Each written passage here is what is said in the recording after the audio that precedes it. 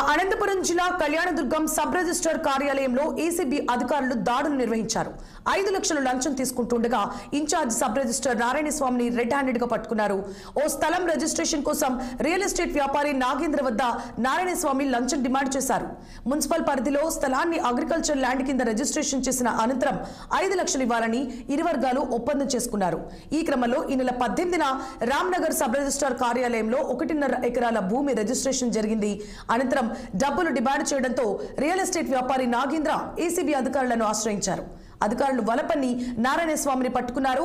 నాగేంద్ర నుంచి లంచం తీసుకుంటుండగా red handed గా పట్టుకున్నట్లు ఏసీబీ డీఎస్పీ జెసి ప్రశాంతి వెల్లడించారు. కళ్యాణదుర్గం సీనియర్ అసిస్టెంట్ అతనే ఇన్ఛార్జ్ ఎస్ఆర్ఓ కళ్యాణదుర్గం. సో అతను ఏసీబీ అనంతపురం చేత ట్రాప్ జరిగింది. సో ఇతను రియల్ ఎస్టేట్ చేస్తున్న ఒక అతని దగ్గర అతని రిజిస్ట్రేషన్కి సంబంధించి సో అది గజాల లెక్కన అవుతుంది. Agricultural land 1.5 acres agricultural land.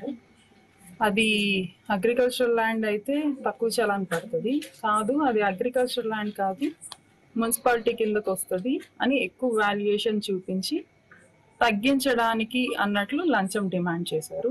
ఈరోజు కళ్యాణదుర్గం సీనియర్ అసిస్టెంట్ అతనే ఇన్ఛార్జ్ ఎస్ఆర్ఓ కళ్యాణదుర్గం.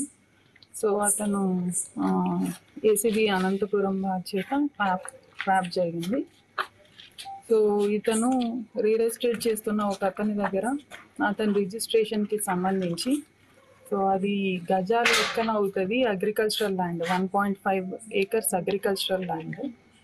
అది అగ్రికల్చరల్ ల్యాండ్ అయితే తక్కువ చలాన్ పడుతుంది కాదు, అది అగ్రికల్చరల్ ల్యాండ్ కాదు మున్సిపాలిటీ కిందకు వస్తుంది అని ఎక్కువ వాల్యుయేషన్ చూపించి తగ్గించడానికి అన్నట్లు లంచం డిమాండ్ చేశారు.